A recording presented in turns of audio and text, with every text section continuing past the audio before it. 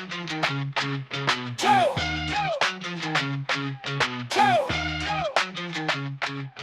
everybody, it's Mark here from the Oz DeFi Association and Not Centralized, and I am here as part of the Blockchain for Good podcast that we're doing thanks to our sponsors, Fableration, and I'll get to Lisa soon, but we've got a really great guest here in Amanda Wick, bringing it back full circle to the authors and those that basically will talk about things like asking for help and just what the community can really do, really powerful things from blockchain. We'll even talk a little bit about AI.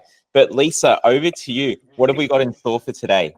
Oh, look, I'm just super excited to have Amanda Wick on with us today. Amanda is going to tell us all about her book that she's launching. And one of the things we're testing with Fableration is the idea and concept of a book club and using our platform for that.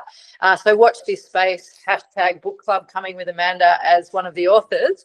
But this sort of started when Amanda, we sort of roll around the same circles in women in crypto, and Amanda is very supportive of that part of the industry, and she put a shout out on LinkedIn asking for help, which really surprised me because of all the authors I've met, Amanda is very good at being out there, and it really reminded me of the support we need to give each other. And so the first question I was going to ask Amanda of the why behind that post, because it's something she encourages younger women to do, and I was really proud of her for that post and being an example of what we talk about in the industry and helping each other. And I might just leave it there, and then I've got so many more questions. Yeah, so let me go back to something you said where you said like you were surprised, and I think I get that the most because I think people assume that there's some number of posts on LinkedIn that you can do that stop the terror of posting on LinkedIn or putting yourself out there personally. And I can't speak for other people, but for me, I don't think it ever completely goes away. There are still times where I will run LinkedIn posts by friends, or I will have people do a gut check just because there is something nerve-wracking and terrifying where I'm putting either my personal belief or something that I feel strongly enough to post about. And even though I have strong feelings about it, you do kind of worry about kind of how it presents online, right? Or should I say this? I could say this, but should I say this? And so it never gets completely easy. I think the day that it gets really easy to post something online, you're probably not posting anything like that worth sharing. And I shouldn't say that because I don't mean for it to be judgmental, but I know some people like their content is a little bit easier for them to post. And for me, I just know that I think the only reason that I ever feel the inclination to post is usually because I'm scared, upset, excited, or feeling some kind of emotion that I want to share beyond like the person sitting next to me or the people that are in my immediate vicinity.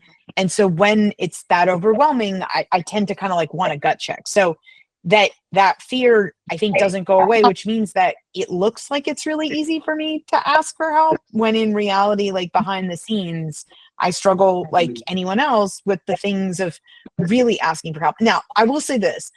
I am the first person to concede when I'm a hypocrite. I find it very easy to ask for help for others, right? So when it's for the association, when it's for other women, I think a lot of women have said they feel this too, where they're very good at promoting other people. They're very good at asking for help for other people, and they're very good at helping other people. But when it's for ourselves, and I concede like I am the worst at this, when it is asking for help just from me, for something that I just feel like benefits me, I suck at it. So like it is actually very hard. And so, yeah, I say that to say I did have to kind of muster up, run that LinkedIn post by some people and just kind of stop being a hypocrite and put myself out there to say, I need help, because I know we'll talk about this, but book marketing is probably it's like a whole nother full-time job on top of writing a book. And if you don't know that before going in, it can be a rude awakening. I was really lucky that my publisher warned me and told me and like fronted that to me. But at the same time, it doesn't make it any easier. It's still really hard. And yeah, so it's just something that you got to do. Fantastic. And speaking of, the background and all of that, and it sounds like there's definitely an iceberg when it comes to these LinkedIn posts that, it's what people see, but they don't realize all the work that goes on in the background. And I guess speaking of icebergs, you've got a very storied career. Could we get a bit of a quick background from you, Amanda? Because you weren't just, you're speaking from experience, and I think it's important for people to know just the wealth of experience that you have had. I think being called an iceberg is the nicest compliment I've gotten in a while. So I'm going to take that. Maybe it turns into a nickname. I'm not going to be upset about it. I love it. I started as a federal prosecutor, got into crypto because I was a money laundering prosecutor, and just kind of caught my first case, I think, back in 2012. And I think because I came at crypto starting from like the negative side of seeing how criminals abuse the technology, and then later could see the amazing use cases for it, I think I'm a little bit more objective, where it's not all criminal, it's not all good, it's nuanced, and it's very gray, right? I don't know anybody who's in criminal justice who doesn't see the gray area, other than true believers who have probably a lot of cognitive dissonance issues. But I say that to say that for me, being a federal prosecutor for nearly a decade was an amazing, interesting introduction into crypto. We used a software to trace that was made by a company called Chainalysis, and I went from DOJ to FinCEN, and then from FinCEN to Chainalysis, and I spent a year there before going back to the government. And I was in the government on the legislative side working on the January 6th committee investigation, and then I left to start the Association for Women in Crypto.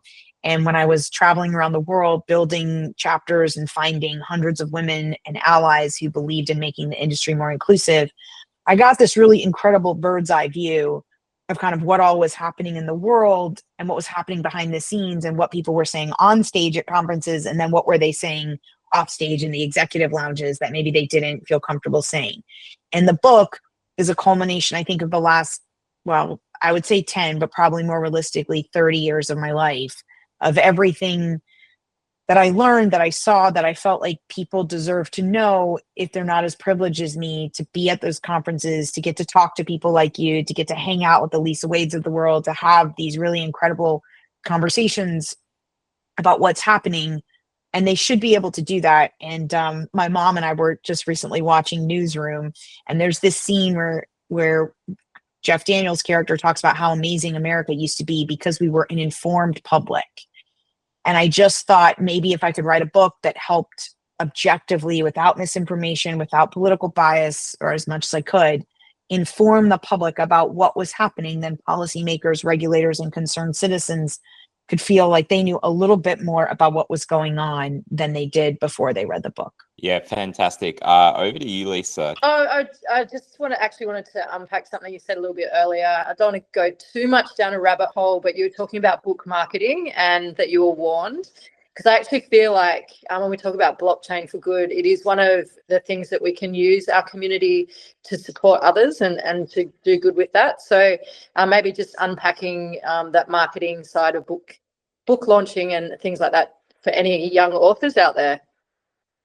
Yeah, so one of the things I think people don't realize, and I predominantly know the US publishing market, so it might be different in other places, but one of the trends that's happened is kind of the publishing market in the US not being that good for authors, right? You have really low advances, you have these things called buyback provisions, and if you're not somebody who's already a famous author or a congressperson or somebody with 2 million Twitter followers, publishers aren't as willing to take a risk on you because you don't already have this massive audience, right? And you don't already have like a vehicle for marketing, which is really what publishing is all about. Publishers only care about the number of books that you sell. If you sell 1 million books, great. If you sell 1,200 books in a niche market, it might be amazing for your career, but a publisher doesn't care. And that's, especially in nonfiction world, I think that's a little hard for people to understand, that the average nonfiction book, I think, only sells maybe 3,000 copies total, right? That's really different than a Nora Roberts or, a Malcolm Gladwell, right? Like when you're looking at the differences in numbers, so you could have a really good book and a really good author, but the marketing makes all the difference. And if a publisher isn't willing to invest in you in marketing, you're going to end up doing all the marketing yourself, right? Which means that you could end up with a publisher who gives you little to no advance, maybe some advance, who maybe has a book buyback provision that's a little egregious. And now you're basically in the situation where, had you self-published, you would have been, or hybrid published, you would have been far better off, the situation is basically you have to take the risk, and the publishing companies are banking on you not taking the risk, and they basically put the risk on you contractually, but you get to say that you are published by a traditional publishing house and you didn't use a hybrid publisher or self-publisher. And if we could get over that stigma and just lean into a more independent process, to steal a quote from Olivia Munn, who I think heard it from John Stewart, when you go all in on yourself and bet big, you win big. And I think there's a possibility with decentralization, Web3, and things like Fabulation, where it gives people a chance to bet on themselves. And if you do good, you could theoretically win big. But it is a gamble, and you kind of have to have a little bit of a gambler spirit.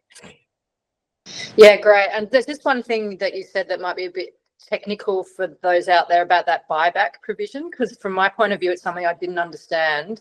And it just makes me angry, especially for bookstores. And so do you want to just speak a little bit about that? Yeah, so, historically, if a publisher took a chance on you, it was because if they published your book and it didn't sell, they would lose money, right? And so the way that they basically reduced that risk was that some publishers have something called a book buyback provision, where they say you guarantee the sale of 3,000 books, which means that if 500 copies sell, you're paying and buying 2,500 books on the back end. And if you think of what self-publishing and hybrid publishing are, do you want to pay the money at the front end and have complete control over your IP, your product, your ideas? Or do you want to have less control? Some publishers, very, very little control or no control. And then you're basically on the hook financially at the end anyways, because you're going to have to do all the marketing and all the work to sell those books.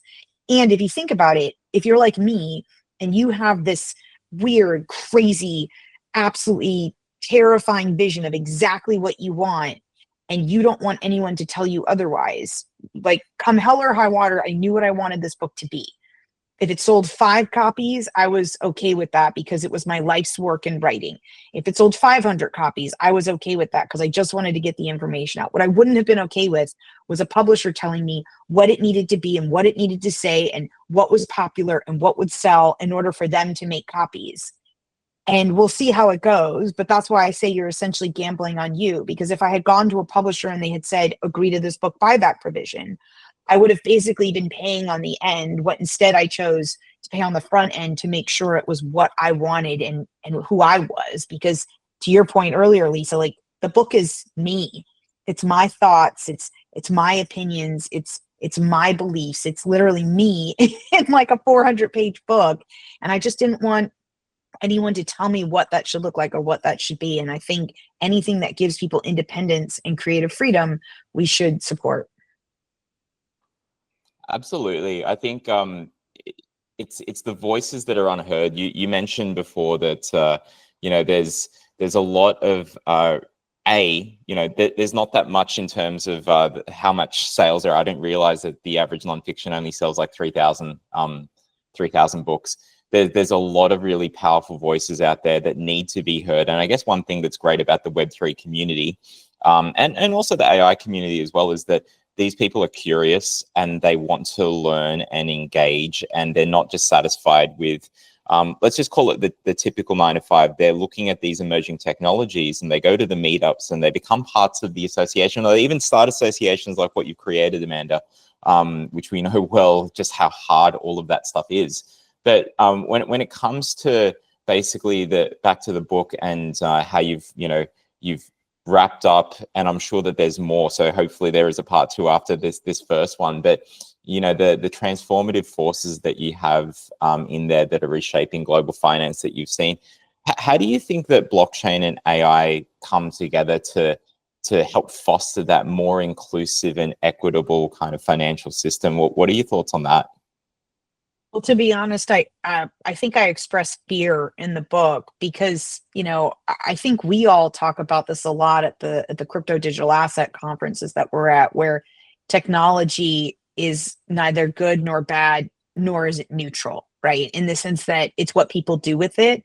And I think one of the things that a lot of us, when we talk about blockchain for good, it's not a passive thing. It's things that we're actually doing to try to ensure that things get better, don't get worse, or are improved, right? And I think my concern is that when you look at, there's some amazing projects where blockchain is being used to kind of verify things in AI and ensure trust. And I think that's great. But I think one of the real problems is that if you look at blockchain and AI as a whole, they're moving so quickly. Like people are innovating so rapidly and building so many things. I remember, I think it was when I was at the Australian DeFi Association meeting where we talked about not enough builders and not enough innovators ask, should they do something before they ask, could they do something?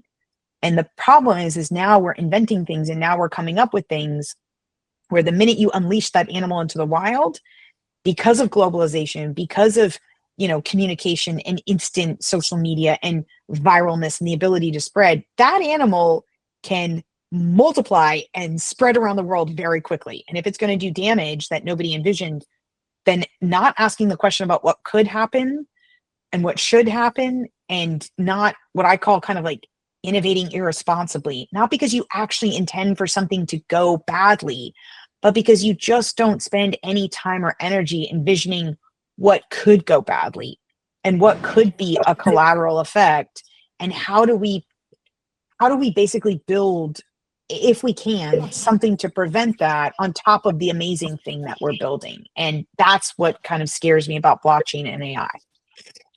That's very interesting. The way you just said that reminded me of a Shakespeare quote of "Nothing's either good or bad. Thinking makes it so." And then it occurred to me, "Nothing's either good or bad. People make it so." And on that note, what I'm going to put you on the spot here. What is, from all those war stories that you have, what's the worst thing you've ever seen people use this technology superpower for, in your experience? Because you must have some horror stories. To be honest, this is probably a controversial opinion, but this is just how I feel after being a federal prosecutor.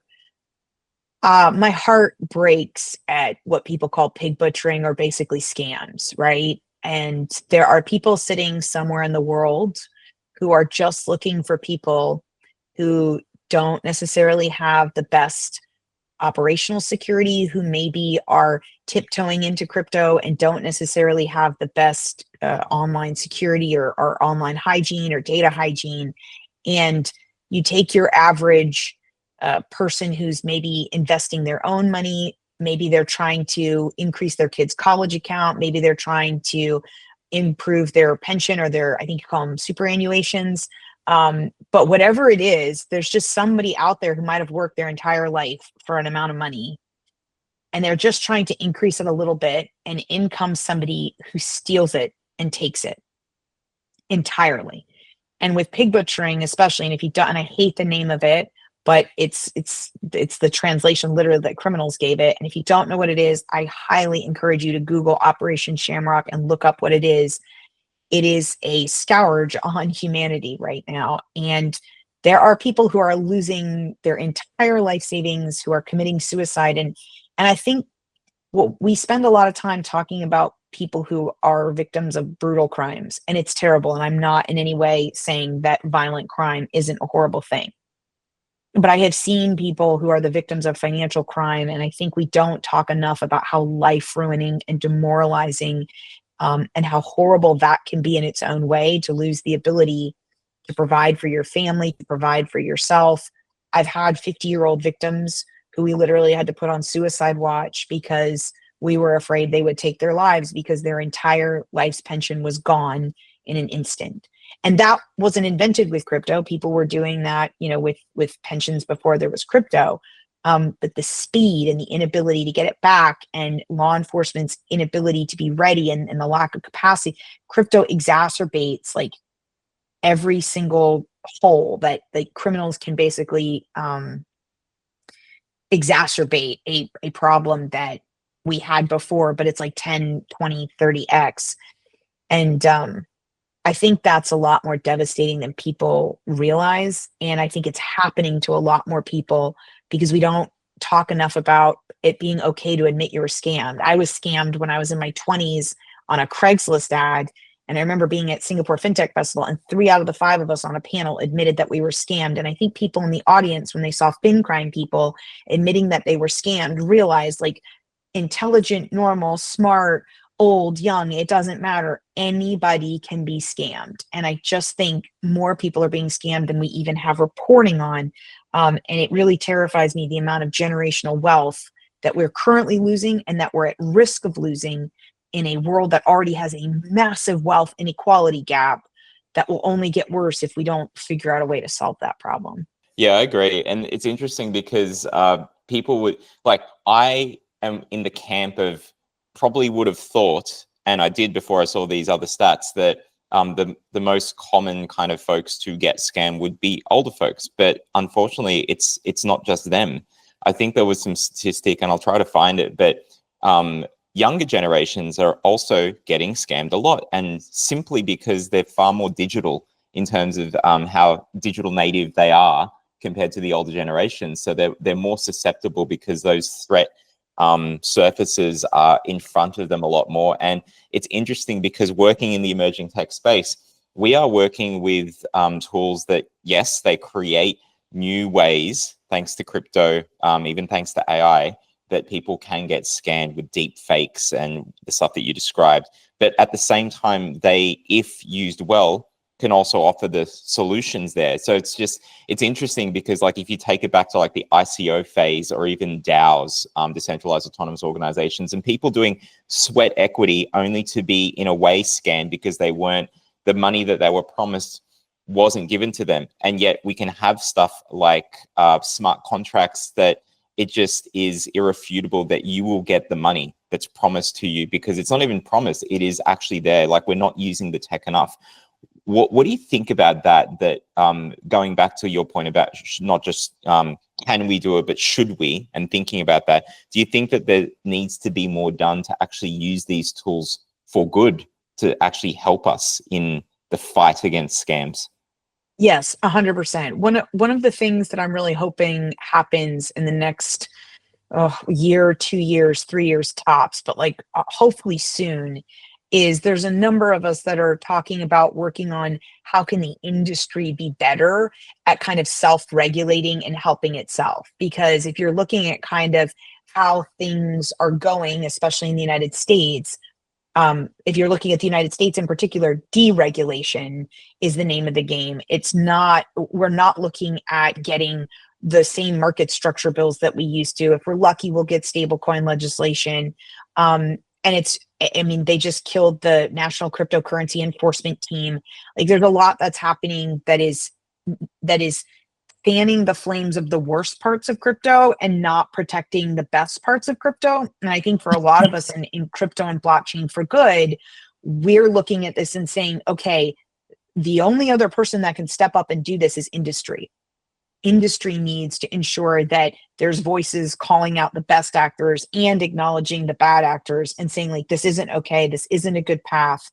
And if what we want is global adoption, you can't have less consumer protection and less consumer education on the path to global adoption, which means that even though the industry was doing a pretty good job, we have to like kick it into high gear and start really focusing on protecting people. Because if people start to think this is just scammy meme coin crap and they don't understand the technology and they don't understand that it's the future of digital finance, that it's improving the payment rails, that it's literally the future of interoperability and reduced fees and financial inclusion and all the beautiful, wonderful things that a lot of us can see the potential for. But if we don't fight, and I mean really fight, like if we do not stand up and fight as an industry for the best parts of it, it will be like everything else where the worst parts of it win, like unquestionably. Yeah, and that's so true. And one of the things you just said reminded me of one of the most interesting things I've ever heard you say. And then I was just hearing in all of that massive risks for incumbents and organizations that will get left behind. But one of the most interesting things I've heard you say is how the US itself could get left behind, and the de-dollarization. Maybe for the listeners, just unpack that, because I don't think it's very, very spoken about in the general community other than in the rooms that we roll around in. So if you could just unpack that, because I see that as a massive risk. And then the flip side is there's lots of people that want that to happen, right?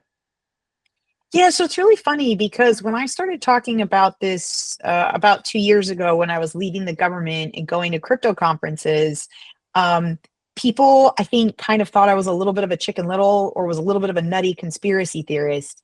And I was joking recently to a friend of mine that, well, Larry Fink said it recently. So once the rich old white guys say it, then it's, then it's legit. But if you said it 2 years ago, you were crazy, right?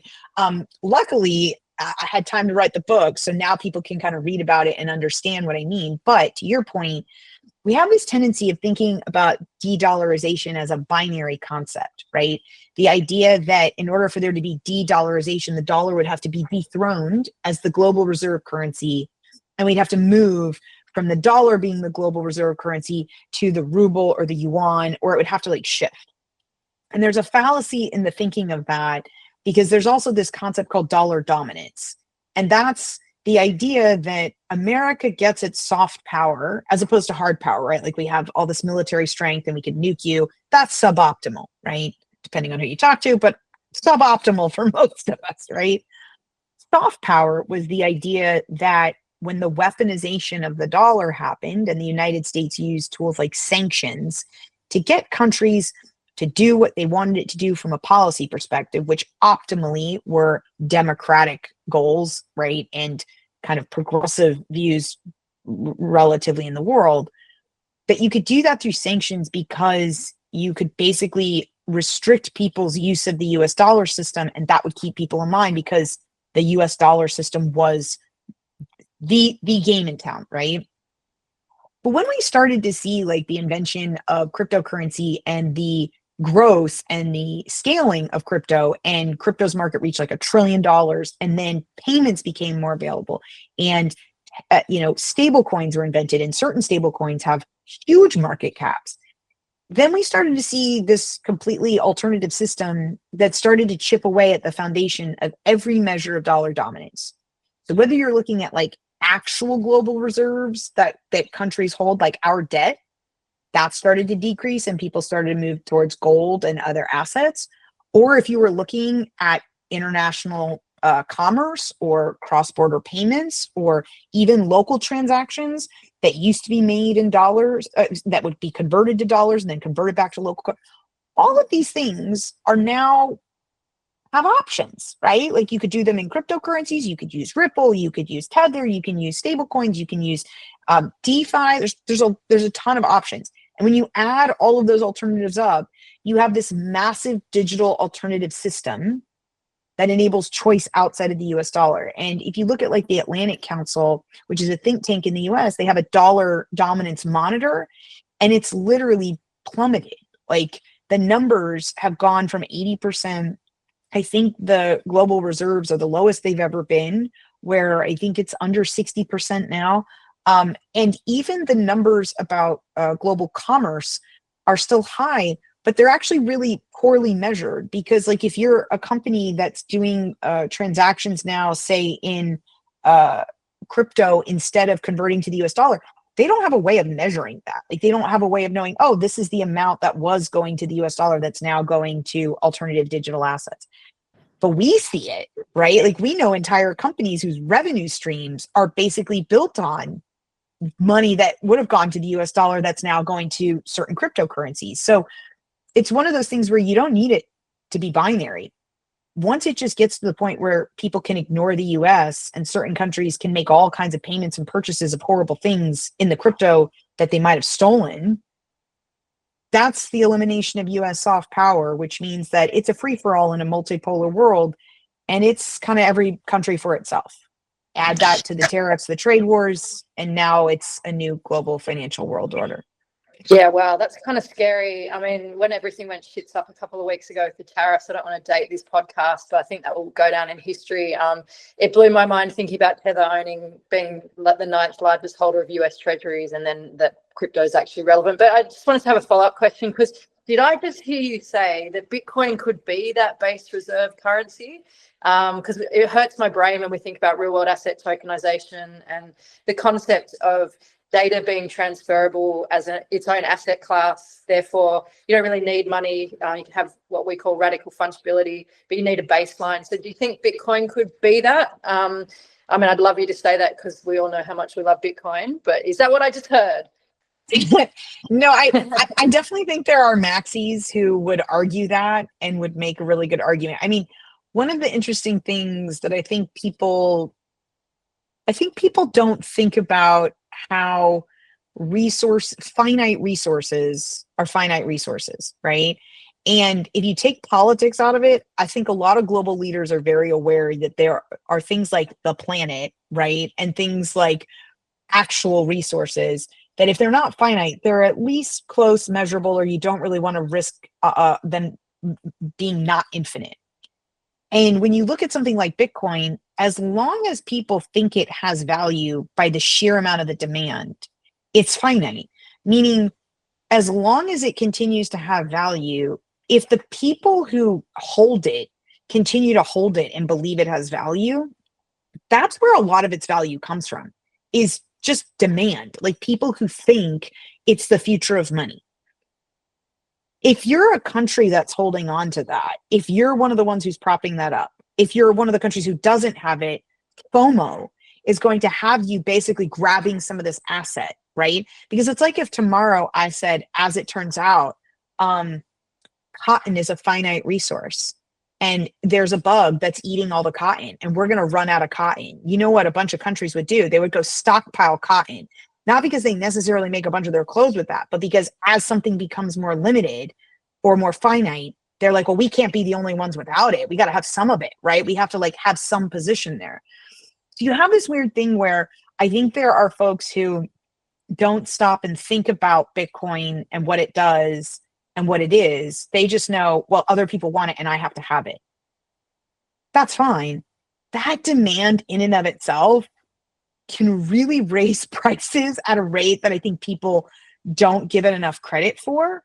And so I don't think it has the scalability to be that thing that you were talking about. But I do think it has the capacity to be a massive alternative asset that sovereign countries, individuals, just like gold, where people try to corner the market or have a massive amount. Like, I do think it's an asset that people are looking at, that it's kind of like, look, as long as there's demand for this and it has a ton of value, you don't want to be the one who has nothing just in case it ends up being something. Yeah, I think the stockpiling, we had an interesting moment of all the extremes. You know, people, I think in this space, they realize just how much, whether it's the US dollar or any kind of currency, is really just based off belief and these ideas, and taking it to the extreme end during COVID. And I think they had this in the States as well, but people were stockpiling toilet paper. All of a sudden, our friendly, tissue paper in many countries that use it, others that they have bidets and whatever, and toilet paper is funny for them, but something as common and as kind of in a way worthless as that became so powerful as a look at maybe a bit of a commodity. And I guess it talks to the power of ideas, right? And what really gets ideas in people's heads. How do you think that technology like AI and blockchain, which we, are very well aware of and we use, how do you think that helps drive these ideas? I don't think I gave you a copy of the book, but you're like eerily hitting so many things that I talk about that I was like, did I give him a copy of the book? But it's really interesting because like there's an entire chapter on what you just talked about, like talking about what is money and how people don't realize how much of it is a social construct. My parents are financial planners, and even my financial planner parents, when they were reading the chapter on the history of like the dollar, where it gets its value, how it got weaponized, didn't even know about Bretton Woods, or kind of were like, I had no idea that the dollar had basically like become not valueless, but was basically kind of like, trust us, it's worth something, right? Like that's where we're at in terms of like what the dollar's backed by, our promise to pay, which in a debt crisis moment with a questionably rising debt ceiling, right, is sometimes a basis for our credit rating being downgraded. But going back to your question, I think the fear that I have, and I have an entire chapter on social engineering, is that we're really not paying attention to the fact that humans are sheep. Like a lot of people really don't like to admit that, but humans fundamentally, at a certain level, at a certain number, with enough data and with social media, We are terrifyingly programmable. Terrifyingly programmable. There's a really good book, Determined, about how little free will we have. And the only people who like resist the concept of that are people who just are really unself-aware or don't really read enough research to know, like, and I say this not insultingly because I am one of the sheep, like at a certain level, we are all like, we're humans, right? And the problem is that certain aspects and certain groups, whether it's political parties, whatever it is, they have figured out how to manipulate sheep and herd sheep. And I remember I was actually telling, like, we all have a friend, Caroline, who's Irish, and I was telling her when I was in Ireland, I watched the sheepdog exercise. And I thought I knew what a sheepdog did. Like, I thought sheepdogs moved sheep and they just kind of like ran after them and the sheep moved. But if you have never seen, I highly encourage people to like watch on YouTube. Sheepdogs move inches. They breathe. They can manipulate sheep by the inch. They can take 1 sheep, 2 sheep, 3 sheep. They can move a herd. They can move one at a time. They can look at a sheep a certain way and get the sheep to move. And all of that is wildly, highly trained dogs by humans that train the dogs to herd the sheep. And when you think of the algorithms that are essentially like what sheepdogs do to us, and you start to see how certain things on social media are manipulating us every day, we do not have a mechanism for social manipulation for good. We really only have a social manipulation mechanism for bad. And bad, I'm like, these are like asterisks, because it's like buying stuff or taking certain political positions. And historically, globally, things like nationalism, populism, they have been infinitely better at manipulating the populace than things like globalism, democracy, or progressivism, or independence, or anything like that, right? It's just the nature of the incentives. And so to your question about what's the risk, I'm really terrified that if you look online, the deluge of misinformation, and now we've gone straight into disinformation. I was watching a video on Instagram that was basically this cutesy little video about nationalism versus globalism. And the guy was like, look at all these beautiful pots of paint, all of these little individual pots of paint. That's nationalism. Each pretty unique individual color. This is globalism. And it splashed them all together and made them brown. And they were like, all it is brown, brown everywhere, brown all the time, horrible, ugly brown. And I was just like, that's both wildly terrifying in its effectiveness at oversimplifying something in a catchy, cute little video that just convinced probably a good number of watchers that nationalism is a great thing and globalism is a terrible thing. And yet, as someone who is, we don't have a video for globalism. We don't have a video that says, no, that's not in any way right. Nobody's making the pro-globalism, pro-democracy, pro-progressivism. Nobody's making good videos. I was just going to say, as someone who is brown, in a way that does make me a little bit fearful of seeing stuff like that. But do you think that these things are far more popular because they play on fear rather than playing on possibility? Yeah, 100%. I mean, I was reading something back when I was on the committee. I remember one of the folks looking at kind of like the underlying issues of what caused January 6th, and like digging deep. And there was an issue where it looked at conservatism in the United States, and the message that resonates so well is fear of change, fear of different people, just fear. Anytime you can use a message of fear, there's just a group of people that react wildly effectively to make them afraid of something. And I think it's like a line from American President, and I steal it in the book, but he says, Bob Rumsford only has 2 things. He's good at telling you he's telling you about the thing and telling you how to be afraid of it. And that's a wildly horrifying thing. And also there's an aspect of it where we do this with AI. right? Like I remember at the Black Swan Summit that happened a few weeks ago, everybody talks about the fear of AI and the horror of AI and the robots rising up. And I'm like, I don't know why you're so afraid of robots. I'm afraid of humans that have been doing horrible things for the last few years without robots. I don't know why the robots are the things that scares you, but the people that are actively ruining your life every day, they don't concern you. But somehow these mythical robots that people, right? I mean, all you have to do is say Skynet and people are kind of like, my God, the AI. But long before the AI, there are humans just pumping unwarranted fear, to steal your expression, Mark, unwarranted fear. It is just wildly manipulative. And we could have entire conversations about AI for good, right? We talk about AI agents who protect you from scams, who filter out deep fakes, who know your finances and say this is an abnormal transaction, who save us from ourselves. There is absolutely, just like we have blockchain for good, a conversation for AI for good. But I think the problem is people don't want to admit that too many people are fighting for bad and not enough people are actively fighting for the collective good. And that is where we struggle as humanity. That's so powerful. And by the way, there is AI in blockchain in the literal spelling, and we're very much an advocate for both, because I mean, there's huge controversy in the writing industry at the moment with a very large company, which I won't name, ingesting authors' works without asking them and violating copyright to build bots. So it really is the people. I do want to drill into that a little bit, because I love what you were talking about before with creative freedom, and what I'm hearing is this scroll economy versus what we call the knowledge economy. And so, thinking about that, what good do you think we can bring by, really showcasing this knowledge economy?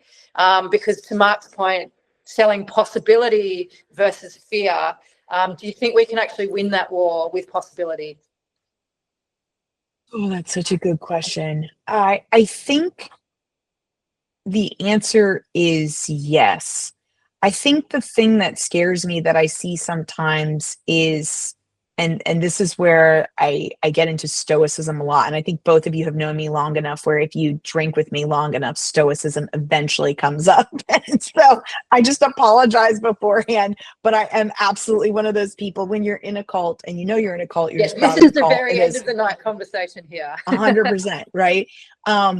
But one of the things that I've always believed in, and one of the reasons why I loved it as a philosophy, was one of the virtues was temperance, right? That extremes in anything are bad. And I think one of the things that we can get caught up in blockchain for good, or anything for good, or even just using the term for good. So what is good, right? And at the end of the day, I think people forget, and even I forgot when I was a federal prosecutor, everything is on some level just a social contract, right? Like you get enough humans that are animals together, and all of this is just some agreement we have to make amongst ourselves of how are we going to best live together as a collective, and what are we going to agree is good, and what are we going to agree is bad. And that's not always obvious, but for a lot of us, there's like this moral compass. Some of us say universal truths, right? Like the concepts of equity and justice and fairness, and these things that just seem like, but these things are things, I almost said that are self-evident that we should hold. And I think I was started to quote, I don't know, like the Gettysburg Address or something. Americans sometimes don't know where it comes out from, because we have so many great historical documents that we can spew good terms from that we have not lived by in a while. But going back to your question about the knowledge thing, one of the virtues of stoicism is temperance. The other is wisdom, justice, and courage. I don't believe it's a coincidence about those four things. If you think about those things, the fact that one of them is wisdom and knowledge, we sometimes are so quick to think that we're right that we don't acknowledge the gray area of the other side, right? Like in the sense that there are a lot of people who are looking at the scams that are happening in the world. And I, as an American, look at where some of these people are located in the global South. And there's a part of me that has to acknowledge that karma is a bitch. If you were a colonizer, or if you were a Western country that might have unfairly taken a lot of income, what goes around comes around. And now the fact that some of those people may be in countries that were taken advantage of, that are now taking that income back forcibly, that irony is not lost on me. It doesn't mean it's right. It doesn't mean it's fair. It doesn't mean it's just. but you do kind of have to acknowledge that fact, right? And so when we talk about the fight for the knowledge economy, you have to acknowledge that it's not an easy answer, right? That if any of these things were easy, somebody like it would just be, oh, of course, that's obvious. But it's always going to be some balance of you're going to have some good, you're going to have some bad, right? And I think the question is sometimes you just have to try, get it right. And if it's not right, then reassess. I think one of the things that we're all struggling with, and I don't know about you guys in Australia, I did get this vibe last time I was there, but definitely in the United States, is that when it comes to regulators or policymakers or government people, the will to just do something to try to make things a little bit better and see how it goes just isn't there. And I think that's a courage problem, right? And we just need people who are willing to have these conversations to say, we need a little bit better. We need to try something. We need to make a better system for authors. We need to try AI for good.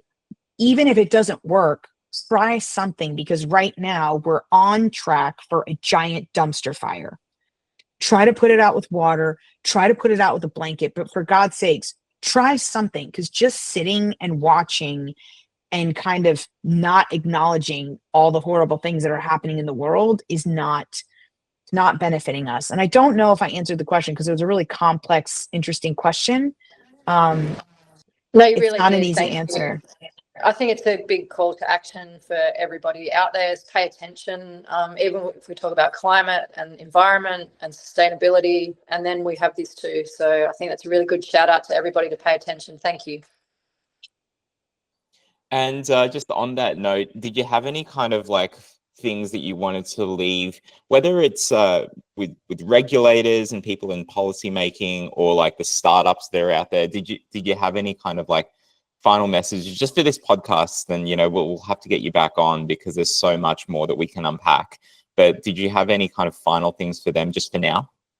Yeah, well, spoiler alert, this is like the last chapter of my book is kind of like suggestions, recommendations for policymakers and regulators. But there's also actually a call to action just for citizens, because I actually firmly believe that we do have a possibility for the first time in history to, even though historically wealth inequality gaps of this size have tended to be resolved with violence, they have not been peaceably resolved. But we actually have the possibility to do that, because we do have social media, we do have AI, we have all these technological things that people could use for good. But we need to organize. And part of what I did with the book was actually start a website. It's not up and running yet because it'll launch with the book. But I would encourage people to check it out. You can get the book at amandawick.com. The website, jointhecatalyst.movement.org, will be up when the book launches in May. If you're not in the United States, internationals, go to amandawick.com, sign up. I'll send you information about when it's released in early May. But I do believe that a group of globally concerned citizens, what my friend Aaron West did with Operation Shamrock for pig butchering, I do actually think that we can do that with blockchain for good. When I think of all of the folks that we know who are working in this space, maybe we can't save entire countries, maybe we can't save democracies, although I do think a more organized democratic group could. But maybe, I don't know what it looks like, but it is talking amongst ourselves. When you look at what Greta Thunberg did with climate, when you look at what Aaron did with Shamrock, there is a group of people that needs to get together. We talked about it at the Black Swan Summit, because right now, if you're waiting for your government to save you, I think you're waiting for Godot. But I do think that there are citizens that can get together, that can use technology, that can band together and basically beg forgiveness instead of permission, and do things to make things better with what we have. And I hope we do that. I love that. Catalyst of catalysts. It just reminded me of that Rumi quote: set fire to your life, seek those who fan the flames, which is a little bit opposite to your dumpster fire analogy or metaphor, but that's amazing. Thank you so much. Thank you for having me. So much. Thanks, Amanda. Thanks, Lisa. We will wrap up there. That's been an amazingly insightful podcast. There's so much that people can learn from this. We're going to get a lot of quotes out of it, and people will be able to not just watch this, but also interact with it too and ask questions, because we use technology to help break down those barriers, even for listening to this podcast. So, look at the links below, folks. You'll be able to see all of that. But for now, Lisa, Amanda, thank you so much. Thanks so much. Tech is wild and the future's untamed. Blockchain blazing, carving new lanes. AI whispers in a silicon scheme. Dreams coded deep in a mainframe dream. Algorithms dance on this digital dirt. Crypto's buzzing while the old rules hurt. From Sydney skies to the outback globe. Emerging tech is the game we throw.